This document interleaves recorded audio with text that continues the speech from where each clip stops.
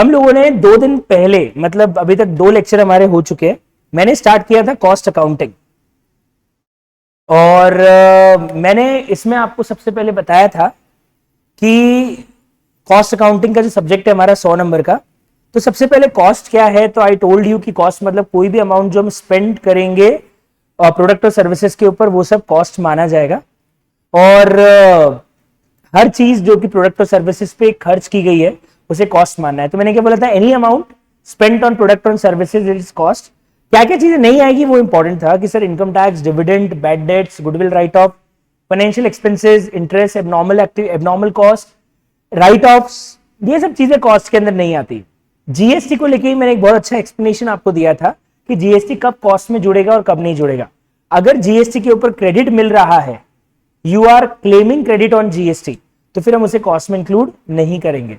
और अगर उस पर क्रेडिट नहीं मिल रहा है, आईटीसी नहीं मिल सकता है, तो वो चीज फिर कॉस्ट के अंदर इंक्लूड हो जाएगी। तो ये पूरा का पूरा एक्सप्लेनेशन मैंने यहां पे ये भी दिया था। इसके बाद हम लोगों ने आगे एक इंपॉर्टेंट डिस्कशन कल स्टार्ट किया था, and that is called types of cost. Cost की कितनी वैरायटी हो सकती है, तो मैंने बताया था 2 वैरायटी हो सकती है, एक होती है डायरेक्ट कॉस्ट और एक होती है इनडायरेक्ट कॉस्ट। कौन कौन सी कॉस्ट डायरेक्ट होगी, तो सर जो cost identifiable from single unit और सिंगल ऑर्डर है। अगर किसी कॉस्ट को एक यूनिट से आइडेंटिफाई कर सकते हैं तो वो कॉस्ट हमेशा डायरेक्ट होगी, या एक ऑर्डर से आइडेंटिफाई कर सकते हैं, मतलब आइडेंटिफाइबल कॉस्ट होती ना, वो हमेशा डायरेक्ट कॉस्ट हो जाती है। और जिस कॉस्ट को हम एक यूनिट से आइडेंटिफाई नहीं कर सकते, which is not identifiable per unit, which is not traceable per unit, वो कॉस्ट हो जाती है हमारी इनडायरेक्ट कॉस्ट। तो मैंने एग्जांपल्स भी लिया था, जैसे अगर हम लेस चिप्स का एग्जांपल ले तो पोटैटो, लेबर, ये सब डायरेक्ट है, लेकिन फैक्ट्री का रेंट, फैक्ट्री का मेंटेनेंस, मशीन का डेप्रिसिएशन, ये सब इनडायरेक्ट होगा। पावर डायरेक्ट है लेकिन इलेक्ट्रिसिटी इनडायरेक्ट होगा। मोल्ड्स पैटर्न डायरेक्ट है, रिपेयर मेंटेनेंस इनडायरेक्ट है, मशीन डेप्रिसिएशन इनडायरेक्ट है, रॉयल्टी डायरेक्ट है क्योंकि प्रोडक्शन पे दी जाती है, पर यूनिट बेसिस पे रॉयल्टी दी जाती है, इसलिए उसे भी हम डायरेक्ट एक्सपेंसेस मान रहे, डायरेक्ट कॉस्ट मान रहे। यही मैंने आप लोगों को बताया था।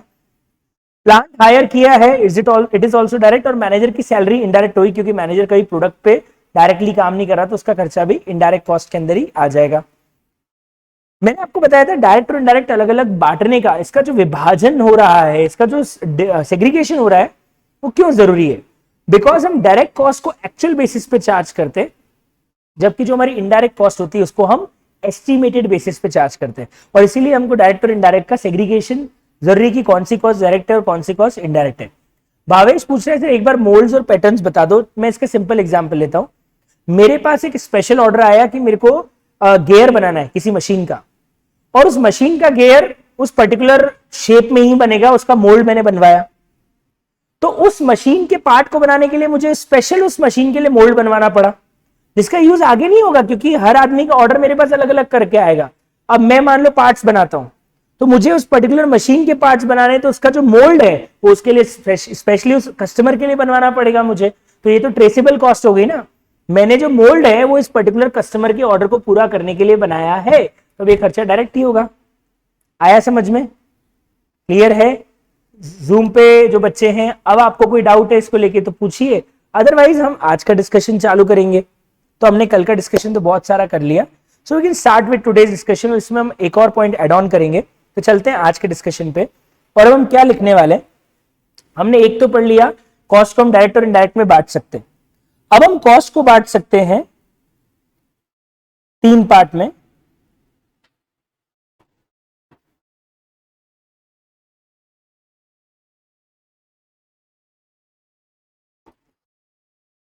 Element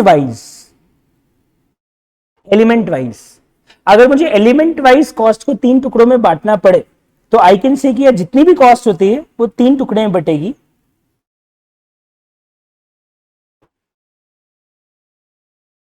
material, labour and expenses.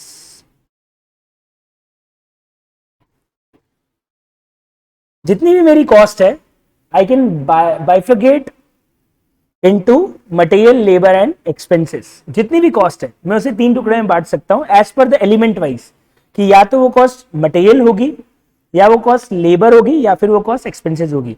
अब आप बोलोगे sir what is the meaning of material? तो जितना भी टेंजिबल परचेज में कर रहा हूं अपने बिजनेस के लिए, जितना भी टेंजिबल परचेज में कर रहा हूं ना अपने बिजनेस के लिए, और चाहे वो रॉ मटेरियल हो, चाहे वो कंज्यूमेबल्स हो, चाहे वो पैकिंग मटेरियल हो, चाहे वो पार्ट्स हो, ये सब चीजें मटेरियल के अंदर चली जाएगी। तो tangible purchase of raw material, consumables, packing parts, ये सब किसका पार्ट बनेगी? मटेरियल का। मतलब if I am buying anything tangible then it is a part of material cost. मैं रॉ मटेरियल खरीद रहा हूं, मैं पैकिंग के लिए सामान खरीद रहा हूं, मैं मशीन में लगने वाले छोटे मोटे पार्ट्स या कंज्यूमेबल ऑयल ग्रीस खरीद रहा हूं, लुब्रिकेटिंग ऑयल खरीद रहा हूं, सब चीज परचेजेस मतलब मटेरियल का ही पार्ट हमारी बनेगी। लेबर को मैं सिंपल भाषा में बोलूं तो लेबर मतलब I am talking about employee cost. Employee पे देखो, आप लोग है ना अकाउंट्स में बोलते हो कि लेबर और इंप्लॉई अलग अलग आदमी होता है, लेकिन कॉस्ट में हम सभी को लेबर बोलते हैं, चाहे वो एक मैनेजर हो चाहे वो एक वर्कर हो। मजदूर भी लेबर है और जो ऑफिस में काम करने वाला मैनेजर है वो भी लेबर है, क्योंकि हम सबको इंप्लॉई और लेबर सिनोनिम्स है। इंप्लॉई भी वही है और लेबर भी वही है। मैन फोर्स बेसिकली जो भी ह्यूमन रिसोर्सेज है वो सब हमारा लेबर कॉस्ट का पार्ट बनेगा। तो इसमें क्या क्या आ जाएगा सर? इसमें एक वर्कर की वेजेस, सैलरी, इवन यही नहीं, उस वर्कर को दिया गया बोनस, उस वर्कर को दिया गया ओवर टाइम, कुछ भी एक्स्ट्रा अलोवेंसेस दिए हैं उसको कुछ, मतलब उस वर्कर पे किया गया सारा खर्च लेबर कॉस्ट का पार्ट बनेगा। इट डजेंट मैटर कि वो खर्चा आपने वेजेस के फॉर्म में दिया है या कि देर एक आदमी मेरे यहां काम करने आया, अब मैं उसको बोलूं मैं देखो 70 रुपए वेजेस दूंगा और 30 रुपए कुछ और दूंगा, मेरे लिए तो 100 का खर्चा है ना। चाहे मैं उसे लेबर के नाम पे दूं, चाहे मैं उसे रहने के लिए जगह के नाम पे दूं, चाहे मैं उसे गाड़ी के नाम पे दूं, चाहे मैं उसको पेट्रोल के नाम पे दूं, चाहे मैं उसको दवाई के नाम पे दूं, अल्टीमेटली लेबर ने जो मुझे खर्चा कराया वो सब मेरी लेबर कॉस्ट का पार्ट बनेगा ही बनेगा। तीसरा होता है एक्सपेंसेस। अब सवाल आता है एक्सपेंसेस में क्या आएगी? All other cost. इनके अलावा जितने भी खर्चे रह गए हैं जो टेंजिबल भी नहीं है और जो लेबर भी नहीं है, मतलब जो ह्यूमन रिसोर्सेज पे भी खर्च नहीं हुए और एक तरह से टेंजिबल भी नहीं है, जैसे रेंट। रेंट क्या लेबर पे खर्च किया है क्या? नहीं सर, वो कोई एम्प्लॉय को तो दिया नहीं है अपन ने। क्या वो टेंजिबल है? रेंट में कुछ फिजिकल आ रहा है मेरे पास? नहीं सर, किराए पे जगह ले रहा हूं मैं, तो वो आपका एक्सपेंस में चला जाएगा। मशीन का डिप्रिसिएशन, साहब मैंने मशीन खरीदी है, मशीन को हर साल में थोड़ा थोड़ा डिप्रिशिएट करूंगा, ये मेरा क्या हो जाएगा? Expense. Repair and maintenance, electricity, power and fuel, हर वो चीज जो इंटेंजिबल है और लेबर नहीं है। टेंजिबल परचेज है तब तो मटेरियल का पार्ट बन जाएगी, अगर वो इंटेंजिबल है और वो ह्यूमन रिसोर्सेज पे खर्च नहीं हुई है तो अपने आप किसका पार्ट बन जाएगी? एक्सपेंसेस का। तो पहले बताओ ये तीनों बाइफर्केशन समझ में आ गए, किसे हम मटेरियल मानेंगे, किसे हम लेबर मानेंगे, किसे हम एक्सपेंसेस मानेंगे? बहुत सिंपल है। तो अब इसमें ना हम ऊपर वाला बाइफर्केशन भी ऐड कर रहे हैं क्या सर? ऑफकोर्स मटेरियल की अगर हम बात करें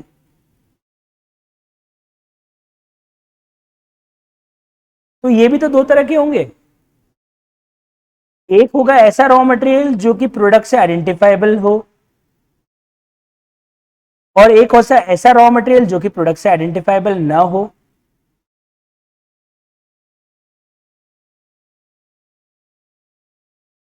चलो एग्जांपल लो, बताओ किसको मैं प्रोडक्ट से आइडेंटिफाइबल मानूं, किसको नहीं मानूं? चलो मुझे जल्दी बताओ। जो हमारा मेन रॉ मटेरियल है वो डायरेक्ट होगा इनडायरेक्ट होगा? डायरेक्ट होगा। जो ऑयल और ग्रीस यूज होता है मशीन में वो किसका एग्जांपल है? इनडायरेक्ट का।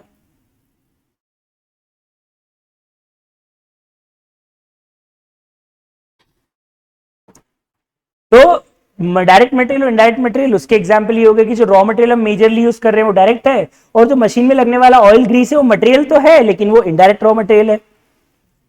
ऐसी कैसी हम बात कर सकते हैं लेबर को लेके?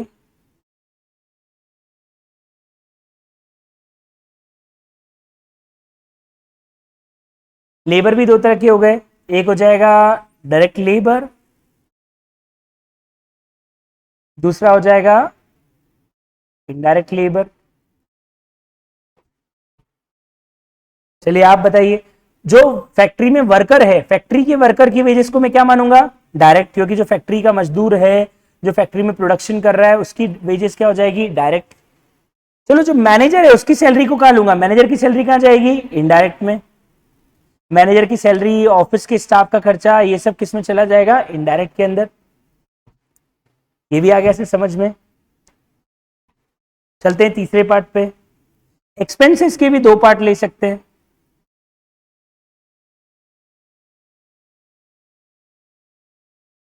डायरेक्ट और इनडायरेक्ट।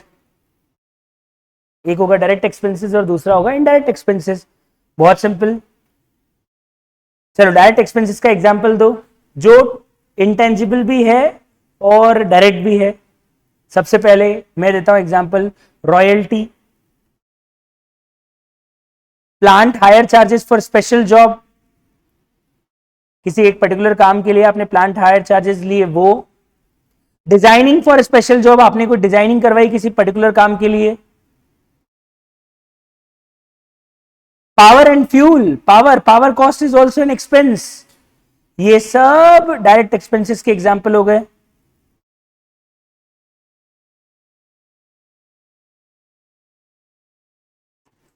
ओके एक सवाल आ रहा है रितिका का कि सर कैरेज इनवर्ड कहां आएगा। मैं आपको बता दूं actually carriage inward raw material cost का ही पार्ट बन जाता है। if you are spending a amount of transportation for purchasing of raw material, then any expenses for bringing the raw material up to the factory is included in the raw material cost. ये चीज आपने शायद पहले कहीं सुनी होगी। Yes, cost of acquisition, किसी भी चीज को खरीदने में जो दिया गया परचेज कॉस्ट है, उसे जो लाने का खर्चा है वो चीज हमेशा उसी में जुड़ जाती है। So if I am buying raw material and I am paying for transportation of raw material, then of course it will be included in the part of raw material cost only. तो उसे हम raw material cost के अंदर ही जोड़ देंगे। तो इसीलिए जो हमारा raw material का ट्रांसपोर्टेशन है वो raw material cost के अंदर ही जुड़ जाएगा। अगर मान लो 8 रुपए किलो का मैंने कोई सामान खरीदा और 2 रुपए किलो उसको लाने का भाड़ा लग जाता है, तो मेरे लिए सामान 10 रुपए किलो का है, मैं raw material cost ही 10 रुपए किलो पे ही रिकॉर्ड करूंगा। आज मिंत्रा से आपने एक टी शर्ट खरीदा 400 रुपए का और डिलीवरी चार्जेस 100 रुपए लगा देगा, तो मैं तो ये बोलूंगा ना कि मेरा टी शर्ट कितने का पड़ा मुझे, 500 रुपए का। अब उसने मुझसे प्राइस लिया और डिलीवरी लिया और टी शर्ट तो मुझे 500 का पड़ा ना, तो ऑफ कोर्स मैं 500 ही बोलूंगा ना, तो इसलिए वो चीज उसी में जुड़ जाएगी। ओके अगर वो मशीन पे किया होगा तो मशीन में कैपिटलाइज हो जाएगा, बिल्कुल सही है।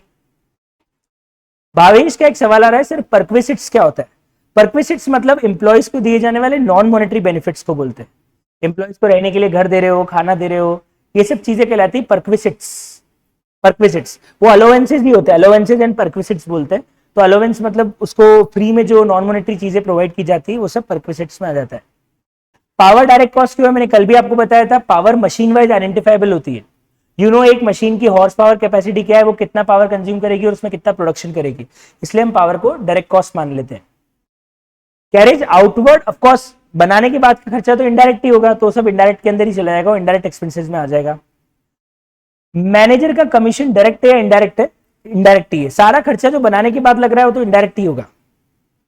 इंटरेस्ट की बात मैं बाद में बताऊंगा आपको, जब मैं आपको इसका चैप्टर वाइज बताऊंगा। मैंने बोला था चैप्टर वाइज बात करेंगे ब्याज को लेकर, इंटरेस्ट को लेकर, ठीक है। इनडायरेक्ट के एग्जाम्पल ढेर सारे। इनडायरेक्ट में आप ले लो रेंट, इनडायरेक्ट में आप ले लो डेप्रिसिएशन, इनडायरेक्ट में आप ले लो रिपेयर एंड मेंटेनेंस, इनडायरेक्ट में आप ले लो इलेक्ट्रिसिटी, इनडायरेक्ट में आप ले लो गोडाउन का रेंट या वेयर हाउस का रेंट।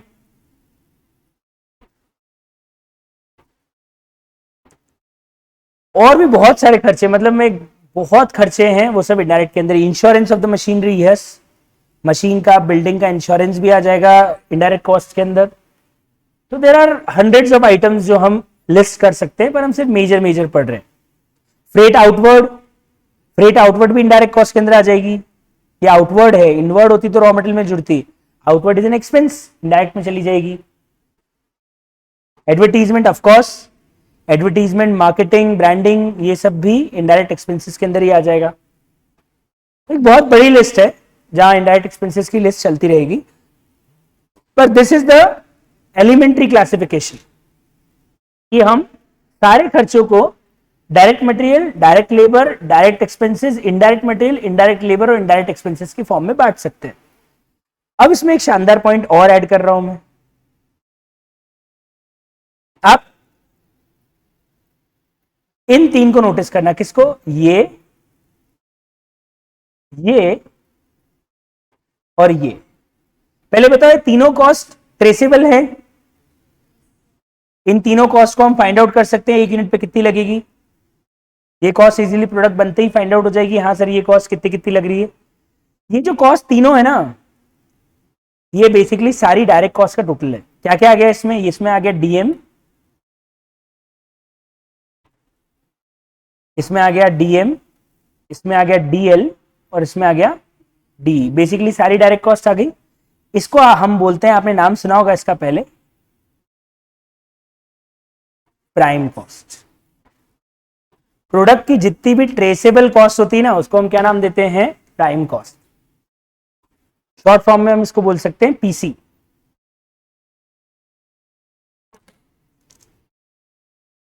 तो sum total of all direct cost, direct तीनों के टोटल कर लिया ना, तो उसको हम क्या नाम देते हैं, prime cost. It's called PC, prime cost. अब हमारे पास बताओ कौन कौन से खर्चे बच गए, इनडायरेक्ट। चलो अब हम इनडायरेक्ट की बात करना चालू करें तो इनडायरेक्ट खर्चे में हमारे पास एक तो इनडायरेक्ट मटेरियल है, एक हमारे पास इनडायरेक्ट लेबर है और एक हमारे पास इनडायरेक्ट एक्सपेंसेस है। ये जो तीनों आपको इनडायरेक्ट कॉस्ट दिख रही है,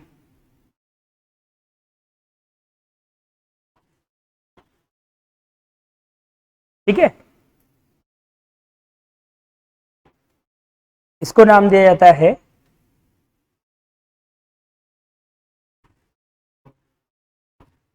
overheads. Sum total of all indirect cost, या आई कैन से जो नॉन ट्रेसेबल कॉस्ट होती है ना, उसको मैं समराइज करके बोलूं कि भैया क्या बोलते हैं नॉन ट्रेसेबल कॉस्ट को, तो non traceable cost is called basically overheads.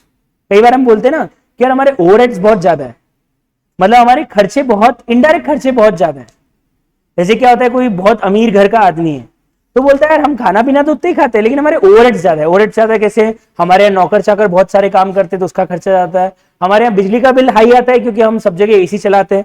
हमारे यहाँ क्लीनिंग और रिपेयर मेंटेनेंस कॉस्ट ज्यादा आती है क्योंकि घर बहुत बड़ा है। तो हमने क्या किया, ओवरहेड्स बहुत पाल लिए। एक भी किसी भी इंसान के आप देखना, डायरेक्ट खर्चे बहुत कम होते हैं। डायरेक्ट खर्चे क्या, खाने पीने का, पहनने का खर्चा कम होता है, गाड़ियां मेंटेन करने का खर्चा ज्यादा होता है, घर मेंटेन करने का खर्चा ज्यादा होता है, ये सब ओवरहेड्स होते हैं।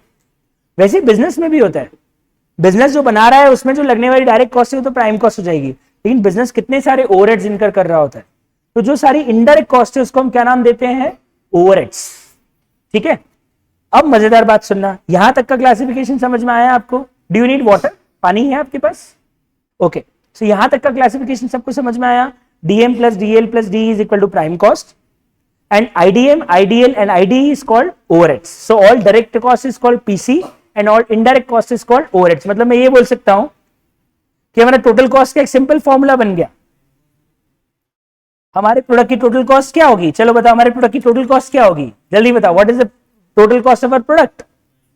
Of course it is prime cost plus overheads. अगर हम प्राइम कॉस्ट और ओवरहेड्स जोड़ ले तो बताओ हम हमारे प्रोडक्ट की टोटल कॉस्ट से पहुंच गए, क्योंकि जितना भी खर्चा है वो या तो डायरेक्ट होगा इनडायरेक्ट होगा। डायरेक्ट होगा तो कहलाएगा प्राइम कॉस्ट, इनडायरेक्ट होगा तो कहलाएगा ओवरहेड्स। सिंपल। बताओ पहले पहले यहां तक सब लोगों को समझ में आया कि नहीं आया? किसी को कोई डाउट? नहीं सर। अब मजेदार आएगा, अब मैं ओवरहेड्स के टुकड़े करवाऊंगा कि ओवरहेड्स कितने तरह के होते हैं। सुनना ध्यान से, जो हमारी इनडायरेक्ट कॉस्ट है ना उसमें हमारे पास ओवरहेड्स है। ठीक है, मैं नीचे लिख देता हूं ओवरहेड्स। अभी ओवरहेड्स के ओवरऑल कितने तरह की वैरायटी होती है वो अपने को समझना है।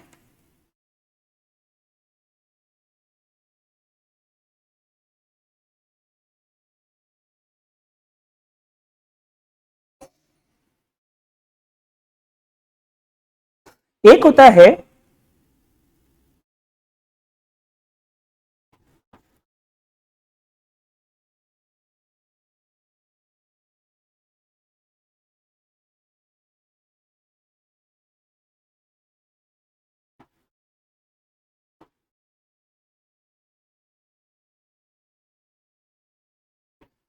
प्रोडक्शन ओवरहेड, फैक्ट्री ओवरहेड और वर्क ओवरहेड्स, एक ही नाम है सबका।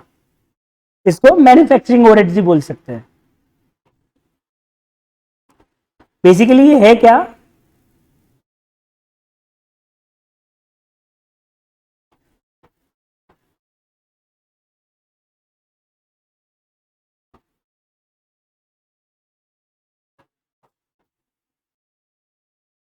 फैक्ट्री में लग रही सारी इनडायरेक्ट कॉस्ट, जितना भी खर्चा फैक्ट्री में हो रहा है, जिसको शायद आप लोग ट्रेडिंग पेंडल में मैन्युफैक्चरिंग अकाउंट में ले जाते थे, अकाउंट्स के अंदर आप मैन्युफैक्चरिंग अकाउंट बनाते थे ना और बोलते थे मैन्युफैक्चरिंग में होने वाला सारा खर्चा हम वहां ले जाएंगे।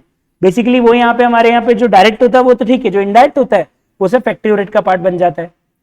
मतलब फैक्ट्री में लगा हुआ सारा प्रोडक्शन का खर्चा, प्रोडक्शन में लगा हुआ सारा खर्चा जो फैक्ट्री में लग रहा है। तो इसमें क्या क्या आ जाएगा सर, एग्जाम्पल लो तो और अच्छे समझ में आ जाएगा। चलो फैक्ट्री ओवरहेड में क्या क्या आ जाएगा जल्दी बताओ। इसमें आ जाएगा फैक्ट्री का रेंट, और सर इनडायरेक्ट लेबर, जो फैक्ट्री का लेबर है इनडायरेक्ट, जो वर्कर्स के अलावा जो बाकी स्टाफ है फैक्ट्री का उसका खर्चा, जो फैक्ट्री में सुपरविजन कर रहा है सुपरवाइजर है उसकी सैलरी। इसमें आ जाएगा फैक्ट्री का रिपेयर एंड मेंटेनेंस, इसमें आ जाएगा फैक्ट्री का डेप्रिसिएशन, मशीन का डेप्रिसिएशन, इसमें आ जाएगी फैक्ट्री की इलेक्ट्रिसिटी कॉस्ट, इसमें आ जाएंगे और कोई प्रोडक्शन एक्सपेंसेस हुए हैं तो वो, इसमें आ जाएगा इनडायरेक्ट मटेरियल भी, जो भी फैक्ट्री में यूज होता है इनडायरेक्ट मटेरियल, जैसे ऑयल ग्रीस, मशीन में यूज होने वाला मटेरियल है वो सब। पावर नहीं आएगा शुभम बेटा, पावर नहीं आएगा। बताओ पावर क्यों नहीं आएगा? क्योंकि पावर ओवरहेड्स ही नहीं है, पावर प्राइम कॉस्ट का पार्ट है, तो हम ओवरहेड्स की बात कर रहे हैं तो पावर नहीं आएगा। यस, और बताइए साहब और कुछ? ये सब खर्चे हमारे फैक्ट्री ओवरहेड्स का पार्ट बनेंगे। ठीक है सर, आ गया समझ में। अब है ना एक और इंटरेस्टिंग खर्चा है, ये सुनना ध्यान से, ये बहुत इंटरेस्टिंग है, इसमें थोड़ा कंफ्यूजन हो सकता है इसलिए इसको ध्यान सुनना। Administrative overhead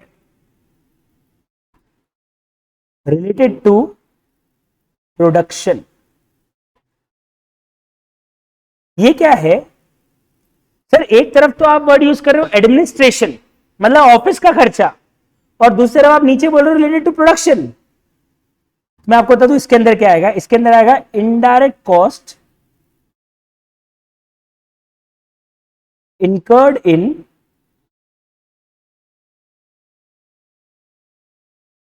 factory office. Sir अब ये क्या है, मैं आपको देखो बताता हूं। एक तो होती है फैक्ट्री, एक है ना फैक्ट्री के एडमिनिस्ट्रेशन के लिए, वहां पे ही फैक्ट्री में ही एक ऑफिस बनाया जाता है, समझना। एक तो हो गया साहब आपका हेड ऑफिस, आपका सिटी ऑफिस, जहां पे आप मार्केटिंग करते हो, एडवर्टीजमेंट करते हो, ऑर्डर लेते हो, पेमेंट्स करते हो, अकाउंट्स मेंटेन करते हो, वो सब। पर यार प्रोडक्शन को मैनेज करने के लिए आपको फैक्ट्री में भी तो एक ऑफिस बनाना पड़ेगा।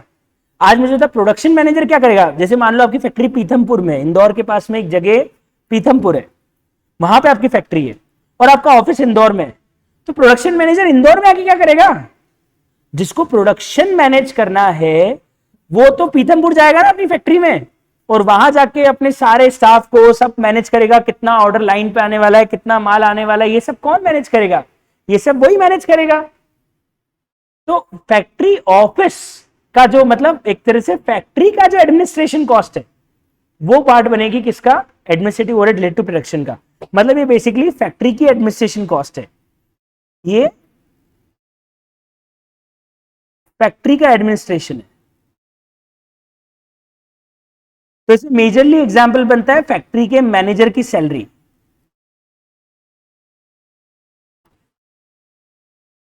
या फैक्ट्री के ऑफिस का एक्सपेंस,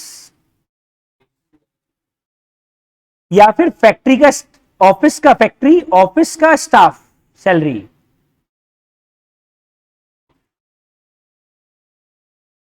ये सब चीजें जाएगी हमारी फैक्ट्री ऑफिस के एडमिनिस्ट्रेटिव रिलेटेड टू प्रोडक्शन के अंदर। मतलब बहुत कम खर्चे, ऐसा नहीं है कि ये बहुत बड़ा हेड है। फैक्ट्री के अंदर एक छोटा सा ऑफिस होगा। हेतवी का एक डाउट आया कि सर सुपरवाइजर की सैलरी को प्रोडक्शन ओवरहेड में क्यों लिया, फैक्ट्री ऑफिस में क्यों नहीं लिया? सुपरवाइजर फैक्ट्री ऑफिस में थोड़ी बैठता है। मैनेजर और सुपरवाइजर में फर्क समझो। मैनेजर जो पूरे प्रोडक्शन को, पूरी फैक्ट्री को बुक्स पे हाथों से प्लान कर रहा है, वो मैनेजर है। सुपरवाइजर जो वर्कर्स को फील्ड पे जाके गाइड कर रहा है कि तुमको क्या क्या काम करना है। अरे इसको घर बन रहा है, जो घर की डिजाइन बना के देगा वो इंटीरियर है। ठेकेदार क्या करता है, वहां घर जहां बन रहा होता है वहां पे जाके वर्कर्स को इंस्ट्रक्शन देता है, वो सुपरवाइजर है। तो वो ऑफिस में थोड़ी है, वो तो फैक्ट्री में बैठा हुआ है, वो तो एग्जैक्टली वहां है जहां पे प्रोडक्शन हो रहा है। मैनेजर वहां नहीं है जहां प्रोडक्शन हो रहा है, वो अपने कैबिन में बैठे हुए प्लानिंग कर रहा है, ऑर्डर को प्रोसेस करवा रहा है, प्रोडक्शन का स्केड्यूल तैयार कर रहा है कि आगे कैसे प्रोडक्शन करना है। तो डिफरेंस है सुपरवाइजर और मैनेजर में। सुपरवाइजर गाइड करते हैं वर्कर्स को कि क्या काम करो, कैसे काम करो। मैनेजर एडमिनिस्ट्रेशन करते हैं पूरी फैक्ट्री का। तो देयर इज ए डिफरेंस। आया समझ में? किसी को यहां तक कोई दिक्कत? आ गया समझ में? नाइस, आगे बढ़ते हैं। अब सर ये तो सर हो गया फैक्ट्री के सारे खर्चे आ गए इसमें। इसमें प्रोडक्शन के खर्चे भी आ गए, इसमें फैक्ट्री ऑफिस के एक्सपेंसेस भी आ गए। अगला हेड बताओ सर कौन सा लोगे? अगला head again office and administrative overheads है, लेकिन ये है जनरल ऑफिस वाले।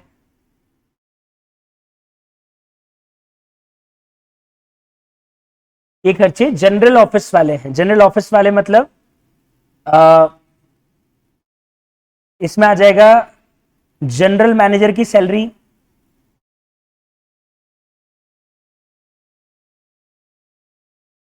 इसमें आ जाएगी डायरेक्टर्स को रेम्यूनरेशन जो दे रहे हैं वो,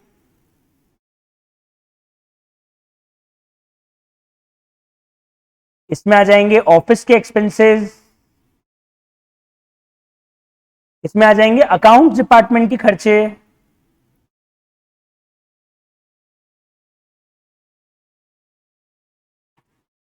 इसमें मैनेजर का कमीशन मैनेजर का सारा खर्चा इसमें आ जाएगा, रेम्यूनरेशन आ जाएगा डायरेक्टर्स का, ऑफिस एक्सपेंसेस, अकाउंट्स के खर्चे, ऑफिस का डिप्रिसिएशन।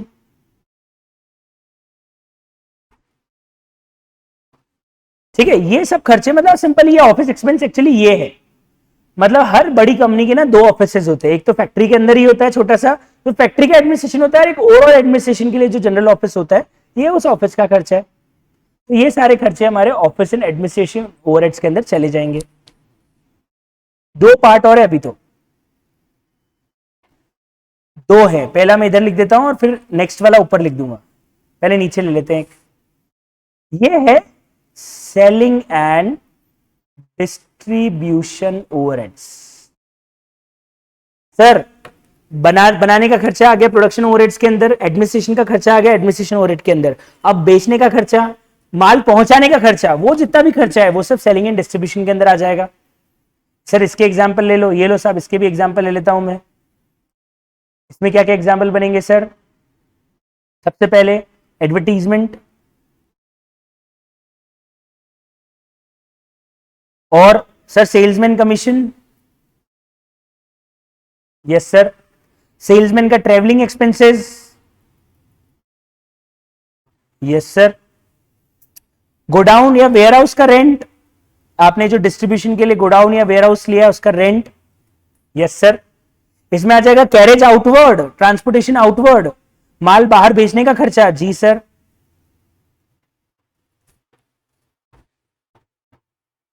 और भी बहुत आ जाएंगे, ब्रांडिंग, मार्केटिंग, सेल्स प्रमोशन, जितना भी खर्चा माल को पहुंचाने में।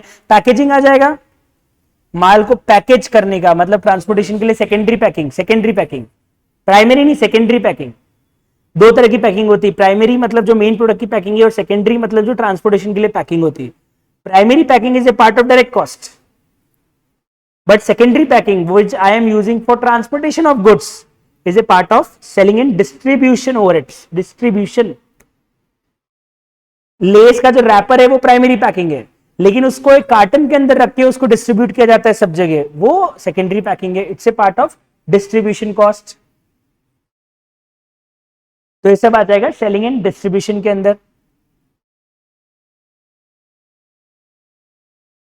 ठीक है सर, ये भी समझ में आ गया? कोई डाउट हो तो पूछिए प्लीज, जूम वाले बच्चों। कोई क्वेरी पूछनी है इस पॉइंट को लेके तो प्लीज पूछ लीजिए। ऑफिस डेप्रिसिएशन के ऊपर क्या लिखा है? ऑफिस डेप्रिसिएशन के ऊपर लिखा है अकाउंट्स डिपार्टमेंट का एक्सपेंसेस। सर अगर स्पेसिफिक जॉब ऑर्डर के लिए कैरेज ऑन किया है, देखो कोई भी खर्चा स्पेसिफिक जॉब ऑर्डर वाइज होगा तो हमेशा डायरेक्ट हो जाएगा, वो हमारा बेसिक फंडा है। कोई भी खर्चा आइडेंटिफाइबल है तो डायरेक्ट है, फिर दिमाग लगाने की जरूरत ही नहीं है। पर वो एक एक्सेप्शनल अजम्पशन है। जनरल अजम्पशंस क्या है वो मैंने यहां बता दिया आपको। सुपरवाइजर की सैलरी के बाद क्या लिखा हुआ है सर? सुपरवाइजर की सैलरी के बाद लिखा हुआ है फैक्ट्री का repair and maintenance.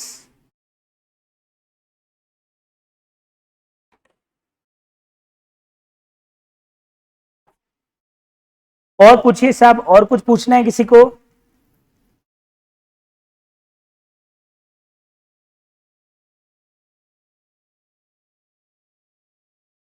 Work overhead के नीचे क्या लिखा हुआ है? वर्क ओवरहेड के नीचे लिखा हुआ है manufacturing overheads. Manufacturing overheads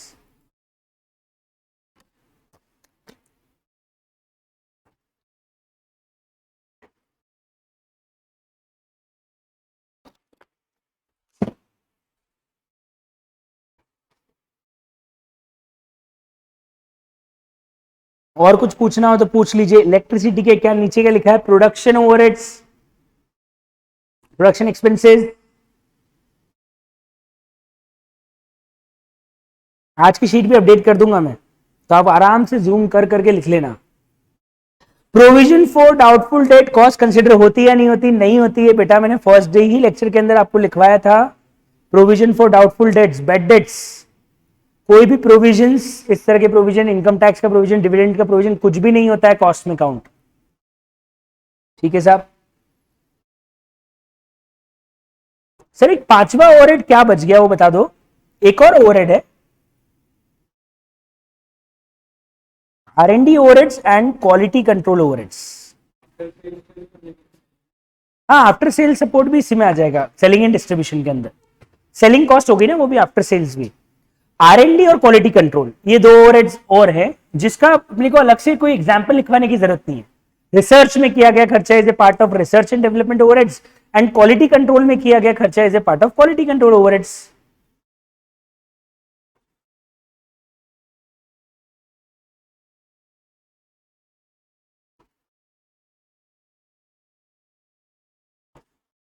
R&D overheads and quality control overheads, ये दो तरह के ओवरहेड्स और आ जाएंगे। इसके अंदर मेरे को कुछ एक्सप्लेन करने की जरूरत ही नहीं है, क्योंकि दोनों नाम से ही समझ में आ रहे हैं। रिसर्च में किया गया जो भी खर्चा है, वो कंपनी क्या करती है, उस रिसर्च में किए गए एक्सपेंसेस को एक अमोर्टाइज करती है 5 साल 10 साल। जैसे मान लो उनको पता है कि आने वाली टेक्नोलॉजी अगले 5 साल तक हमें प्रोडक्शन करके देगी, और हमारा बजट ये बोलता है कि एक्सपेक्टेड इतने इतने एक्सपेंसेस हम अगले 5 साल में इतना सेल करेंगे, तो उस टेक्नोलॉजी के डेवलपमेंट के ऊपर किए गए करोड़ों अरबों डॉलर्स को उस प्रपोर्शन में फिर हर प्रोडक्ट से थोड़ा थोड़ा बांटा जाता है। जैसे मैं इसका सबसे अच्छा एग्जाम्पल लूं तो फार्मास्यूटिकल इंडस्ट्री में ऐसा होता है, एक एक डोज लाखों रुपए का आता है। एक कोई बीमारी है, इंडिया में भी किसी एक बच्ची को हुई थी, इसके लिए 16 करोड़ रुपए का इंजेक्शन लगाना पड़ा था उसको, वो सरवाइव नहीं कर पाई उसके बाद भी। अब 16 करोड़ रुपए का इंजेक्शन क्या है? एक्चुअली वो इंजेक्शन महंगा नहीं है, उसकी मैन्युफैक्चरिंग कॉस्ट महंगी नहीं है। बनाने में 16 करोड़ क्या लग रहा है? उसमें सोना भी डाल दोगे तो 16 करोड़ का नहीं आएगा। इतनी सी बॉटल के इंजेक्शन के 16 करोड़ कैसे हो सकते? उसकी रिसर्च में अरबों डॉलर्स खर्च हुए। तो कंपनी वो रिसर्च कॉस्ट अल्टीमेटली इंजेक्शन से वसूल रही है। अब उनको पता है कि हमने जो अरबों डॉलर्स खर्च किए, बीमार पूरे दुनिया में 100 लोग नहीं है या 1000 लोग नहीं है, अब हमको अरबों डॉलर के पैसे को अगर 1000 लोगों से लेना है तो एक एक इंजेक्शन की वैल्यू 15-15, 16-16 करोड़ रखनी पड़ेगी। तभी तो हम उस रिसर्च के पैसे को कस्टमर से वसूल पाएंगे। एक बजट बनता है कंपनी का। जैसे मान लो सैमसंग एक नया फ्लैट पैनल लेके आई, अभी जैसे OLED चल रहा है, और उसके बाद मान लो कोई नया क्रिस्टल LED करके कुछ लेके आ गई अगर सैमसंग, तो उनका एक बजट रहता है कि ये टेक्नोलॉजी उनके सर्वे या उस रिसर्च के अकॉर्डिंग कितने सालों तक सर्वाइव करेगी, कि ये टेक्नोलॉजी कितने साल बाद आउटडेटेड होगी। तभी यू कैन फाइंड आउट कि एक लेवल के बाद उस टेक्नोलॉजी के जैसे आउटडेटेड होती है, उस टेक्नोलॉजी की कीमत धड़ाम से नीचे आ जाती है। जैसे आज मानकर LCD, there was a time when LCD costs around 1 lakh rupees. 32-inch LCD costs around 75,000 rupees, and right now 32-inch LED costs around 10,000 rupees. MI की अगर आप 32 इंच की अच्छी LED भी लेने जाओ, स्मार्ट टीवी, तो 10 या 12,000 रुपए की आ जाती। तो सर उस टाइम पे 50,000 की क्यों थी? क्या मैन्युफैक्चरिंग कॉस्ट गिर गई? नहीं, उन्होंने अब रिसर्च कॉस्ट बांटना बंद कर दी। इसीलिए अब वो सिर्फ मैन्युफैक्चरिंग कॉस्ट पे मार्जिन चार्ज कर रहे हैं, तो वही चीज 12,000 में दे रहे हैं जिसके लिए वो पहले 50,000 रुपए ले रहे थे। तो जैसे जैसे टेक्नोलॉजी आउटडेटेड होती जाती है, वो लोग रिसर्च का खर्चा कम करते जाते हैं और इसीलिए प्रोडक्ट की कॉस्टिंग कम होती चली जाती है। आ रही है बात समझ में? तो इसीलिए R&D कॉस्ट भी प्रोडक्ट की कॉस्ट में हमेशा जुड़ती है, क्योंकि अदरवाइज ये 16 करोड़ वाला इंजेक्शन जस्टिफाई नहीं हो पाएगा। 16 करोड़ का इंजेक्शन कैसे हो सकता है? दुनिया का कोई ऐसा प्रोडक्ट नहीं है जिसका इतना सा 1 ग्राम 16 करोड़ का आता हो। मतलब फॉरेन से गिरा हुआ जो कोई स्टोन भी है या कोई रेयर मेटल या कोई ऐसी चीज भी है जो इंडिया पूरे वर्ल्ड में अवेलेबल नहीं है, तो भी उसका एक छोटा सा टुकड़ा 16 करोड़ का नहीं आएगा। इंजेक्शन में R&D कॉस्ट जुड़ी हुई है, इसलिए वो इंजेक्शन बहुत महंगा है। मतलब R&D cost is a part of manufacturing cost, और वो भी प्रोडक्ट के अंदर जोड़ी जाती है, एक लेवल तक उसे भी अपॉर्शन किया जाता है। ठीक है, so this is basically variety of overheads. तो कितने तरह के ओवरहेड्स हो गए हमारे पास में, देख लो एक बार। Production overheads, administrative related to production, office administrative, general office वाले, R&D, क्वालिटी कंट्रोल, ये सारी वेराइटी होगी जो हमने सारे ओवरहेड्स की वेराइटी पढ़ ली। ठीक है, आया यहां तक समझ में? यहां तक किसी को कोई आपत्ति, जूम पे कोई डाउट? यस और नो? आ गया सर समझ में, वेरी नाइस। तो मैंने एक एग्जाम्पल लेते और इस बार आप मुझे बताएंगे कि सारे के सारे ओवरहेड्स या किसको कैसे क्लासिफाई करना है। मैं आपको इतना से पूछूंगा, क्या करना है आपको? या तो उसको प्राइम कॉस्ट में ले जाना है या उसको ओवरहेड्स की वैरायटी में बांटना है कि कौन सा ओवरहेड्स होगा। तो मैं एक काम करता हूं, यहां पे लिख देता हूं, एक हेडिंग ले लेते हैं प्राइम कॉस्ट, एक हेडिंग ले लेते हैं अपन फैक्ट्री ओवरहेड्स, एक ले लेते हैं administrative overheads related to production, एक अपन ले लेते हैं जनरल ऑफिस ओवरहेड्स, और एक अपन ले लेते हैं सेलिंग एंड डिस्ट्रीब्यूशन ओवरहेड्स। और लास्ट एक और हेडिंग बनानी हो तो बना सकते हैं, रिसर्च एंड डेवलपमेंट और क्वालिटी कंट्रोल, एक साथ ही लिख देते हैं।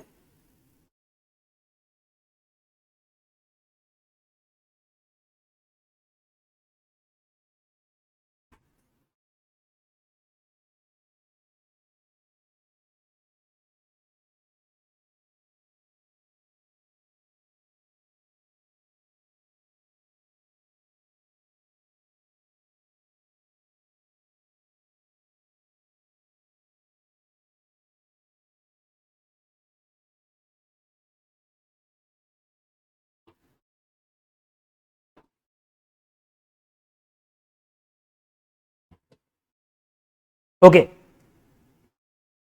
अब अपन एक एक करके लेना चालू करते हैं, कहां क्या आएगा। सबसे पहले बात करें तो बात करते हैं सबसे पहले रॉ मटेरियल की। रॉ मटेरियल किसका पार्ट बनेगा, जल्दी बताइए किसका पार्ट बनेगा? Sir raw material is a part of prime cost.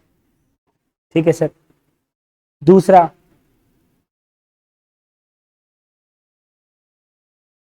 Royalty, royalty is also a part of prime cost, ये भी यहां ले लेते हैं। तीसरा, फैक्ट्री का रेंट,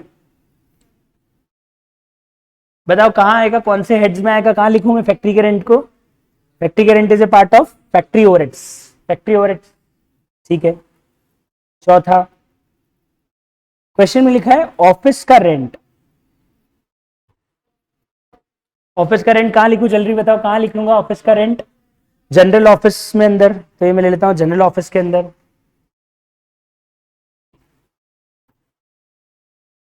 ठीक है सर। नेक्स्ट, ट्रैवलिंग एक्सपेंसेस, सिर्फ ट्रैवलिंग एक्सपेंसेस लिखा है, बताओ ट्रैवलिंग एक्सपेंसेस को कहां डालोगे? ट्रैवलिंग एक्सपेंसेस को कहां डालोगे? General office, R&D? No, travelling expenses a part of selling and distribution. Travelling कौन करता है? रिसर्च वाले ट्रैवल करते हैं, वो तो एक रिसर्च किस चीज की, प्रोडक्ट की रिसर्च में ट्रैवलिंग का क्या काम है? प्रोडक्ट की रिसर्च की बात करो, I am talking about product की रिसर्च, प्रोडक्ट की टेक्नोलॉजी डेवलपमेंट में ट्रैवलिंग का क्या काम है? बहुत रेयर कभी होगा, बहुत एक्सेप्शन। नॉर्मली ट्रैवलिंग कौन करता है? सेल्समैन। सेल्समैन ट्रैवलिंग होता है तो इसीलिए हम उसको कहां जोड़ देते हैं, सेल्स। अगर ऑफिस ट्रैवलिंग लिखा होता तो ऑफिस में जोड़ देते हैं, कुछ नहीं लिखा है तो सेल्समैन का खर्चा मानना, ठीक है। नेक्स्ट, अब मशीन डेप्रिसिएशन,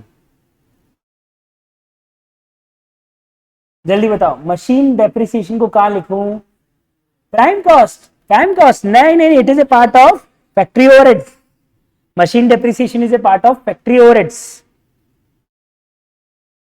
सातवां, production manager salary, production manager salary किसमें आएगा? Actually administration related to production में, क्योंकि फैक्ट्री ऑफिस है तो जनरल एडमिनिस्ट्रेशन नहीं है, it is a part of administration related to production. Next, advertisement, tell me advertisement को कहां लिखूं? Advertisement of part of which kind of overhead? Selling and distribution, of course it is a part of selling and distribution overhead. Next, research staff salary, research staff salary कहां चला जाएगा? आर&डी के अंदर, नाम से समझ में आ रहा है आर&डी के अंदर चला जाएगा। नेक्स्ट, पॉल्यूशन कंट्रोल इक्विपमेंट, चलो पॉल्यूशन कंट्रोल इक्विपमेंट को कहां ले जाएंगे? रिसर्च एंड डेवलपमेंट में कि क्वालिटी कंट्रोल में? रिसर्च एंड डेवलपमेंट में, क्वालिटी कंट्रोल में, दोनों गलत है। इसका सही आंसर है फैक्ट्री ओवरहेड्स, क्योंकि pollution control is not a quality control equipment. तो क्वालिटी कंट्रोल मतलब we are talking about product की क्वालिटी।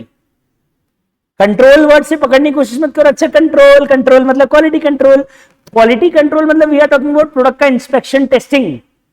पॉल्यूशन कंट्रोल मतलब चिमनी में लगाया गया इक्विपमेंट ताकि धुआं बाहर नहीं जाए।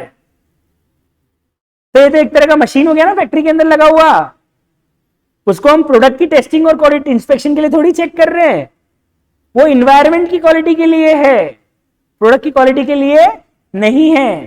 तो it is a part of pollution control equipment, is a part of factory overheads. Okay, next,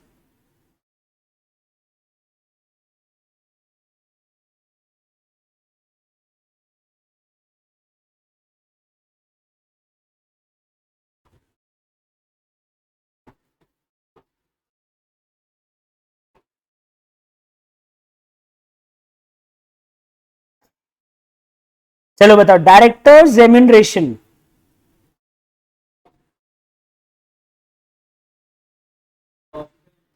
किसमें जाएगा? Directors remuneration general office, general office, it is a part of general office. Directors remuneration is a part of general office. Next, सुनना ध्यान से, drawings for special job, drawings for special job किसका part बनेगा? जल्दी बताओ। Special job के लिए drawings करी, it is a part of prime cost, it is a part of prime cost. बहुत बढ़िया। अगला, office equipment depreciation, office equipment depreciation, general office, जब तक स्पेशली फैक्ट्री ऑफिस नहीं बोला जाए, ऑफिस मतलब जनरल ऑफिस, जब तक वो specially factory office word use ना कर दे, ऑफिस से रिलेटेड खर्चा मतलब we are talking about general office खर्चा। तो again it is a part of general office overheads. Okay, next, income tax, बताओ कौन से खर्चे में आएगा, ऑफिस में कि फैक्ट्री में? इनकम टैक्स ऑफिस में, कहां का? जनरल ऑफिस में आएगा, कहां आएगा? एक्चुअली कहीं भी नहीं आएगा, not an element of cost, not an element of cost. तो फैक्ट्री जनरल कहां बात भी नहीं आती, it is not an element of cost, तो ये कहीं भी नहीं आएगा। ठीक है sir, next low.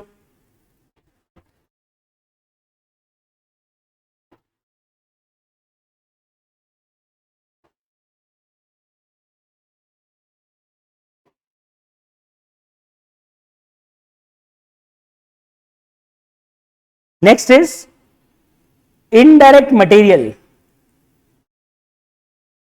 Word uses is indirect material. भाई इतना सा लिखा है, कहां मानोगे? इनडायरेक्ट मटेरियल कहां यूज होता है? इनडायरेक्ट मटेरियल मतलब क्या? जनरल इनडायरेक्ट मतलब क्या? पहली बात तो प्राइम कॉस्ट कैसे बोल सकते हो? इनडायरेक्ट बोल रहा हूं सीधे सीधे, तो कॉमन सेंस कहां गया तुम लोगों का? जब मैं इनडायरेक्ट बोल रहा हूं तो प्राइम में कैसे आ सकता है? Of course, it is a part of factory overheads. It is a part of factory overheads. Indirect material मतलब मशीन में लगने वाला oil, grease, consumables. It is a part of factory overheads. Yes. Next.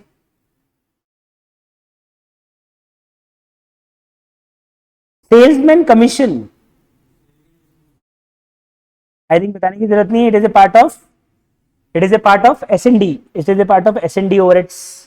It is a part of selling and distribution overheads. Salesman commission is a part of selling and distribution overheads.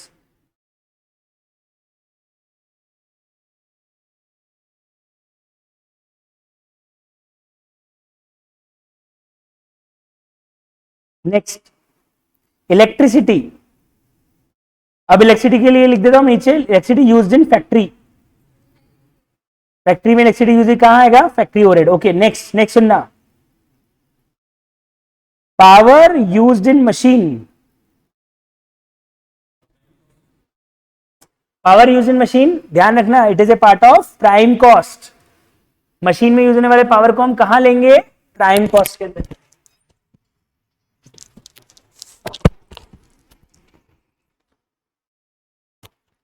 क्या बात सब लोगों को समझ में आ रही है?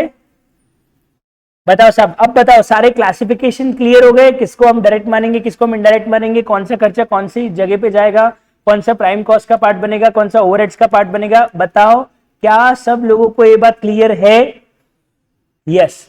तो सर हम ये पढ़ क्यों रहे? ये इतना सारा क्लासिफिकेशन, इतने सारे कैलकुलेशन ये कर क्यों रहे? एक्चुअली अपने को इससे एक टॉपिक स्टार्ट करना है. उस टॉपिक का नाम है कॉस्ट शीट. ये हमारे बेसिक्स में ही आता है. ये एक तरह से मॉड्यूल में चैप्टर भी है, पर ये सारे चैप्टर्स का बेसिक भी है. और हम उस फॉर्मेट को, उस शीट को, स्टेटमेंट को समझने के लिए सारे क्लासिफिकेशन जरूरी हो जाते हैं.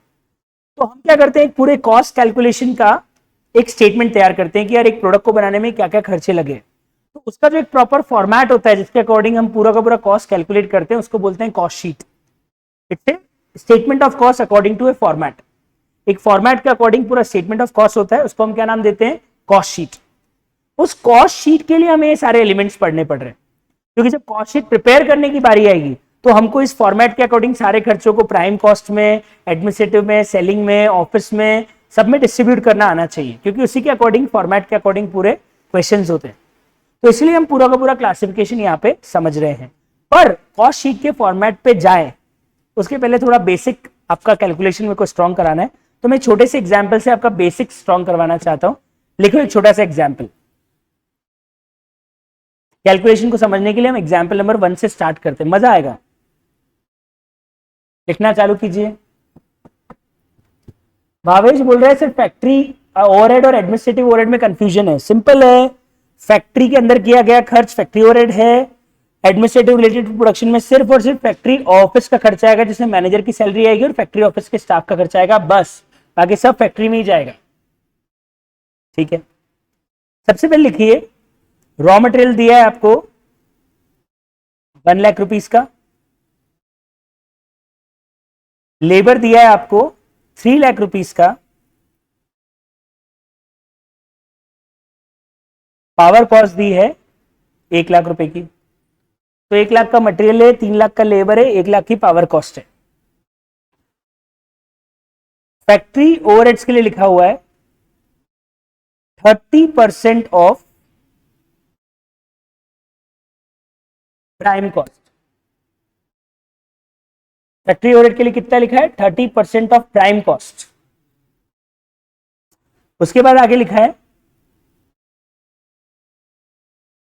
एडमिनिस्ट्रेटिव ओवरहेड्स है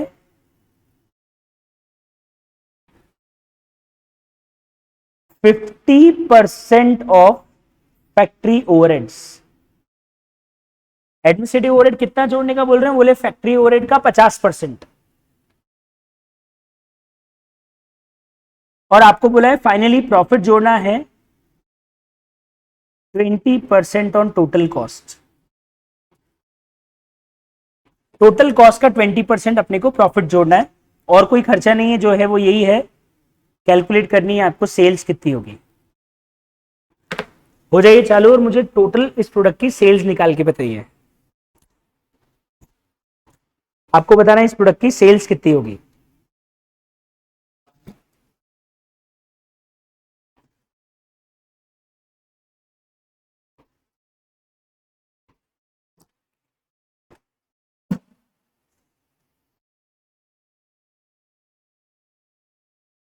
रॉ मटेरियल 1 लाख रुपए का, लेबर है 3 लाख रुपए का, पावर कॉस्ट है 1 लाख रुपए की,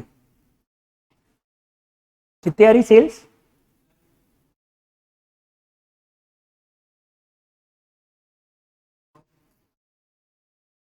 टोटल कॉस्ट का 20% प्रॉफिट जोड़ के आपको बताना है। कुछ भी नहीं दिया हो तो एडमिनिस्ट्रेशन जनरल वाला मानना, कुछ भी नहीं दिया हो तो मानना जनरल वाला एडमिनिस्ट्रेशन है। वो मैं आपको बता दूंगा कि कब क्या अजम्पशन लेना है, वो आगे जाके हम फॉर्मेट पढ़ेंगे ना कॉस्ट शीट का, मैं बता दूंगा।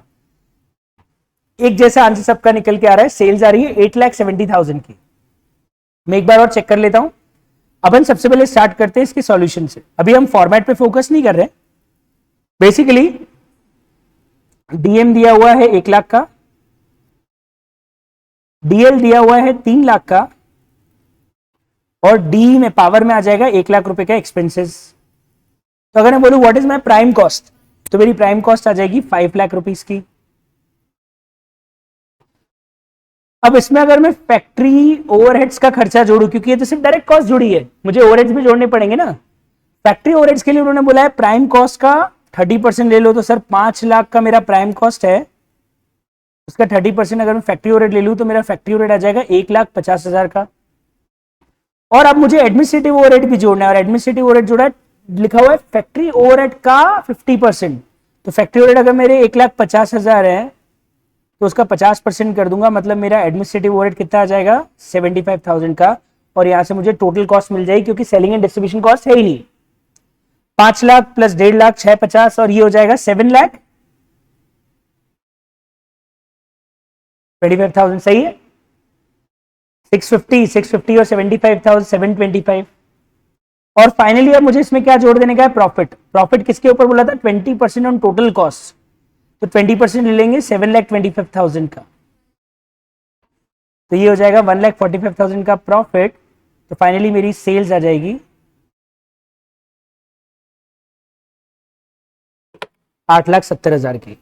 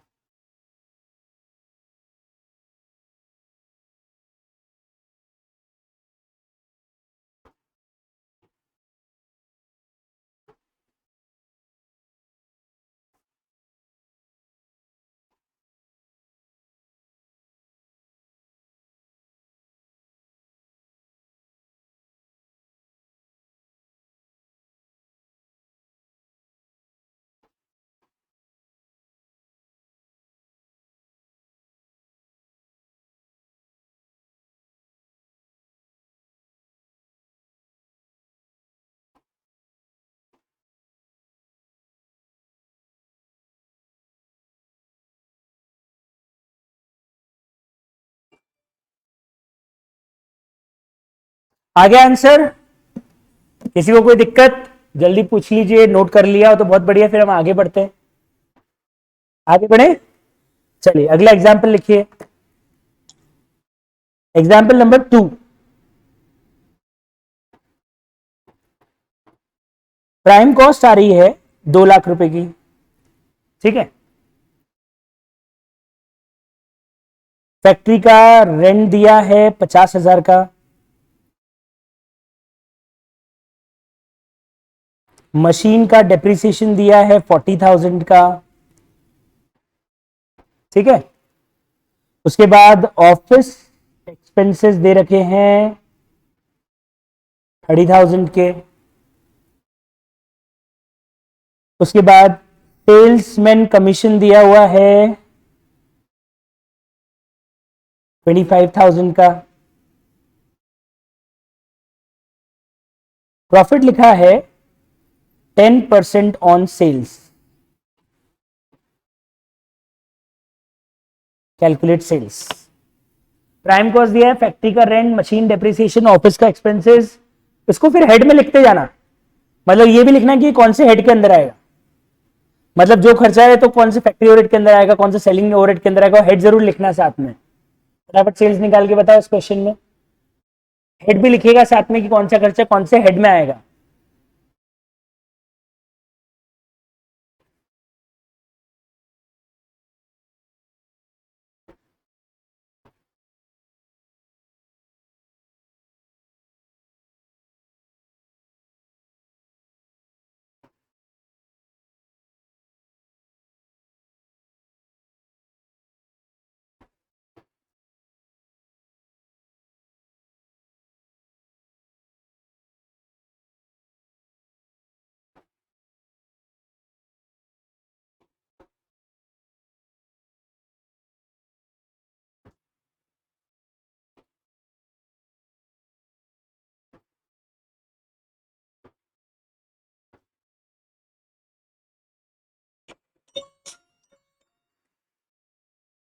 हाँ मैं हूँ।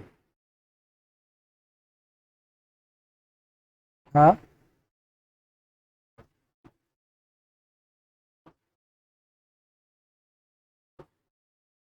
चलो चलेंगे, मंडे को चल लेंगे।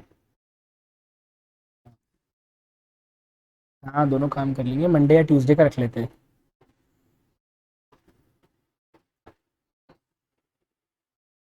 नहीं आया फोन उसका, विकास का मेरे पास।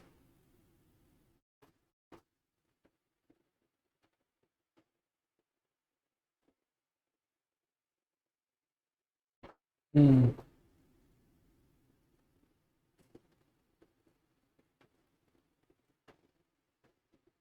हम्म। देख लेते ना, बात कर लेंगे वहाँ चल के ना। ओके।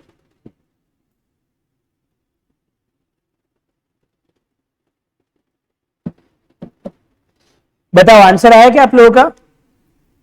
सबसे पहले क्या करेंगे, सर प्राइम कॉस्ट लेते हैं। प्राइम कॉस्ट आ रही है 2,00,000 रुपीज की। अगर हम फैक्ट्री ओवरहेड की बात करें तो फैक्ट्री ओवरहेड के अंदर दो खर्चे आ जाएंगे। एक आएगा फैक्ट्री का रेंट, ये है 50,000 का, और एक डेप्रिसिएशन है 40,000 का। मतलब मैं फैक्ट्री ओवरहेड के बाहर कितना अमाउंट लिख सकता हूं, ओवरऑल 90,000। अगर मैं एडमिनिस्ट्रेटिव ओवरहेड की बात करूं तो ये मेरा एक ही है, कितना 30,000 का।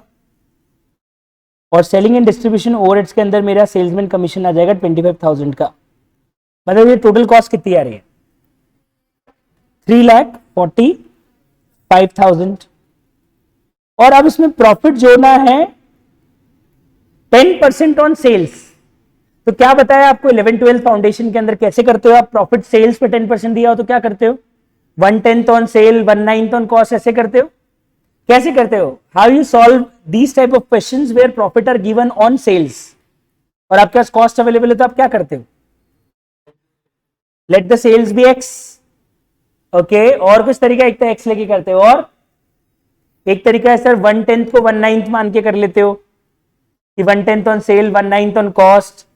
मैं आपको बता दूं सारे तरीके छोड़ो, I am giving U a very simple method, और अगर आपने इसको फॉलो किया तो आपको कुछ और दिमाग लगाने की जरूरत ही नहीं है। और वो क्या है, एक टैगलाइन याद रखना, जिस चीज पे भी परसेंटेज दिया जाए उसको 100 मान लो। जिस चीज पे भी परसेंटेज दिया जाए उसको 100 मान लो। सो इस क्वेश्चन में देखो परसेंटेज किसके ऊपर दिया है, कॉस्ट पे या सेल्स पे, तो आप सेल्स को 100 मान लीजिए। ये 100 होगा तो 10% के हिसाब से ये 10 होगा तो ये 90 के बराबर हो जाएगा। और अब आप इक्विवेलेंट कर लीजिए, क्योंकि 3,45,000 90% के बराबर है तो 100% के बराबर कितना होगा, और उससे अगर हम डिवाइड करके निकालेंगे तो हमारा आंसर आ जाएगा 3,83,334 रुपीज। और आप चाहो तो टैगलाइन नीचे लिख लो, ये टैगलाइन बहुत इंपॉर्टेंट है, लिख लीजिए नीचे कि जिस चीज पे भी परसेंटेज दिया जाए, जिस चीज पे भी परसेंटेज दिया जाए उसे हमें हमेशा क्या अज्यूम कर लेंगे, 100 अज्यूम कर लेंगे। आपका क्वेश्चन बहुत इजीली सॉल्व हो जाएगा। तो जिस चीज पे भी परसेंटेज दिया जाए ऑलवेज अज्यूम 100। जैसे इस क्वेश्चन के अंदर मेरे को परसेंटेज किस पे दिया होता है, एक बार चेक कीजिए प्लीज। मुझे क्वेश्चन के अंदर परसेंटेज दिया था 10% on sales, so I have to assume sales equal to 100। Sale is 100 and that for cost is 10, so जो सॉरी प्रॉफिट इज 10, सो जो बची हुई कॉस्ट है वो 90 के बराबर हो जाएगी, क्योंकि 100 माइनस 10 करूंगा तो मेरी बची हुई कॉस्ट 90 के बराबर हो जाएगी। तो कॉस्ट को 90 के बराबर मान के मैंने सेल्स कैलकुलेट कर ली। तो कॉस्ट अगर 90 के बराबर है तो सेल्स हो जाएगी 3,83,334। अर्पित पाटीदार, अब बताओ समझ में आ गया क्या? अब बताइए अर्पित पाटीदार जी, और कोई दिक्कत है? भावेश आहूजा बोल रहा है सर 1/10 को 19 करके भी कर सकते हैं, आपकी चॉइस है, कर लो, लेकिन अगले क्वेश्चन में नहीं कर पाओगे। कर लो, अगले क्वेश्चन में नहीं कर पाओगे। सर ऐसे कैसे नहीं कर पाएंगे, हमारे सर ने तो हमको अच्छे से रटवाया, हमको एक एक याद है। मैं जो नेक्स्ट एग्जाम्पल दे रहा हूं उसमें नहीं कर पाओगे, 1/10 और 1/9 कर ही नहीं पाओगे आप। मैं आपको बताता हूं क्यों। लिखिए अगला example, example number 3।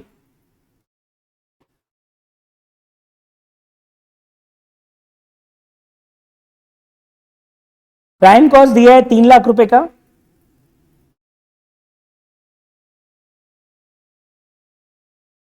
Factory cost दिया है 40% of prime cost,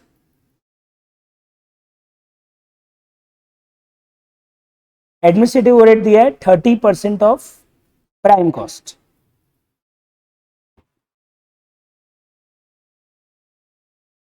profit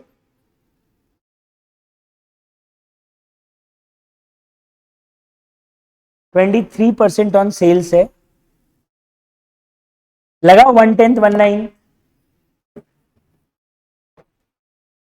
23% on sales profit है। निकालिए सेल्स, लगाइए 1/10 1/9, लगा पाओगे क्या? कर लो कोशिश।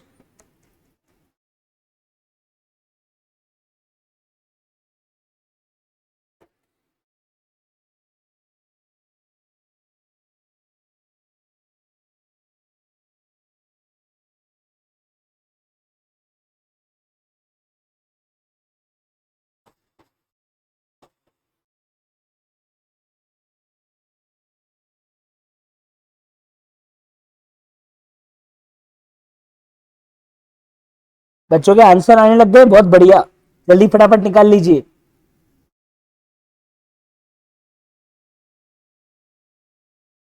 मेरी क्लास 2:15 तक रहती है ना, 2:15 ना, हाँ है भी 7 मिनट्स।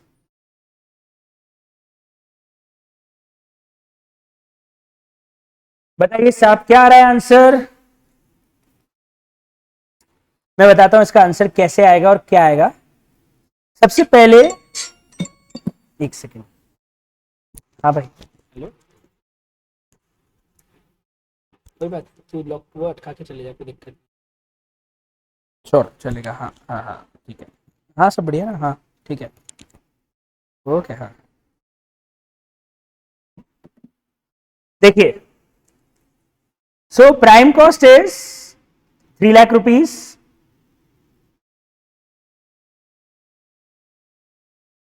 फैक्ट्री ओवरहेड निकाल लीजिए, 3 लाख का 40% कितना होगा? आई थिंक 3 लाख का 40% होगा 1,20,000। एडमिनिस्ट्रेटिव होगा 3 लाख का 30% 90,000। तो इसी टोटल कॉस्ट आ जाएगी सबसे पहले। चलिए बताइए हमारी टोटल कॉस्ट कितनी है? 3 लाख प्लस 1,20 प्लस 90,000, कितनी टोटल कॉस्ट है? 5,10,000। अब हमको यहां पे ऐड करना है प्रॉफिट, और प्रॉफिट लिखा हुआ है 23% ऑन सेल्स। किस पे दिया है प्रॉफिट?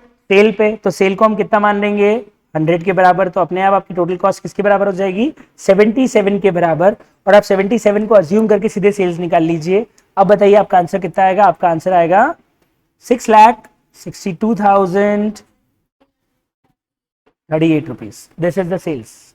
कितना इजी हो गया। अगर अपन इसी को एक्स लेके करने जाते तो भी डिफिकल्ट हो जाता, अगर इसी को अपन 1/10 और 1/9 करने जाते तो भी डिफिकल्ट हो जाता। इसलिए सिंपल है, इसमें आप 100 अज्यूम करके करिए, बहुत इजीली क्वेश्चन हो जाएगा। लिखिए example number 4।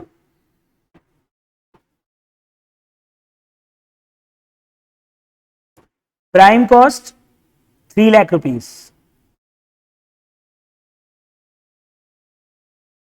Factory overhead missing,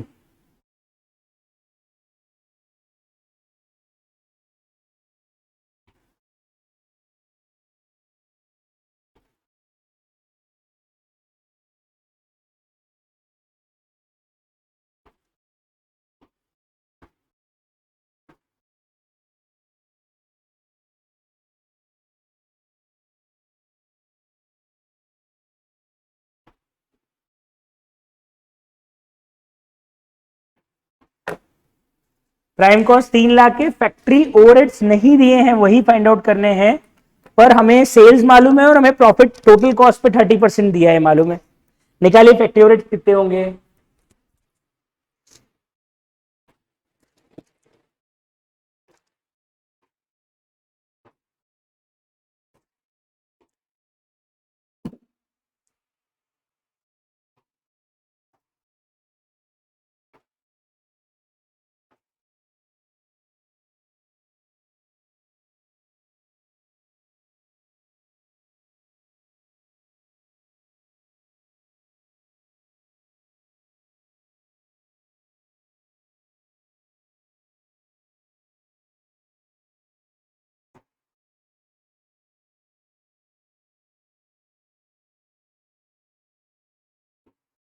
Kunal बोल रहा है 662338 ऊपर कैसे आया था।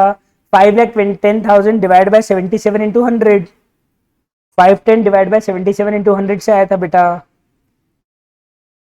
फैक्ट्री ओवरहेड निकालना है इस क्वेश्चन में। सही आने लग गया आंसर, 6-7 बच्चों का आ भी गया है।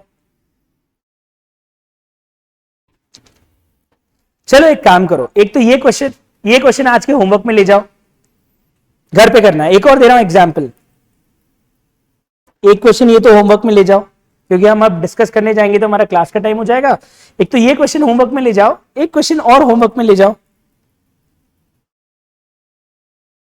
Prime cost 3 lakh rupees,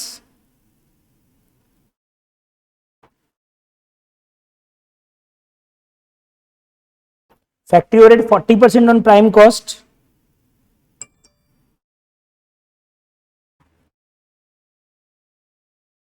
administrative overheads 2 lakh rupees,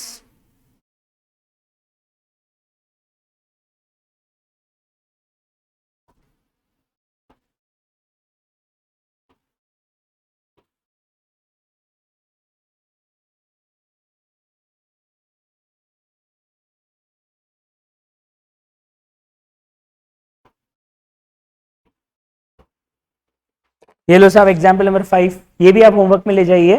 prime cost दिया है 3 लाख रुपए, फैक्ट्री ओवरहेड दिया है 40% ऑन पीसी, एडमिनिस्ट्रेटिव ओवरहेड दिया है 2 lakh rupees, selling and distribution overhead दिया है 30% on sales, profit is also 10% on sales, और आपको कैलकुलेट करनी है सेल्स। ये 2 क्वेश्चन जाते हैं आपके होमवर्क के अंदर। मेरी एक टैगलाइन याद रखना, और वो टैगलाइन थी जिस चीज पे भी परसेंटेज दिया जाए उसको 100 अज्यूम कर लीजिए, आपके क्वेश्चन में कहीं भी दिक्कत नहीं आएगी। ये शीट में अभी की अभी अपलोड कर देता हूं, उस ड्राइव पे जो हमने बनाई है आपको डाउनलोड हो जाएगी। आपको एक क्वेश्चन नोट करना है, वहां से नोट कर लेना। आज का होमवर्क है, बाकी डिस्कशन कल करेंगे। आई होप आज हमने थोड़ा सा प्रैक्टिकल स्टार्ट किया होगा, थोड़ा मजा आया होगा आप लोगों को प्रैक्टिकल करने में। अभी इसका कोई भी लेवल नहीं है, अभी हम जिस लेवल पे जाने वाले हैं ये कुछ भी नहीं लेवल है, ठीक है। Thank you so much, enjoy, good day and bye bye, thank you.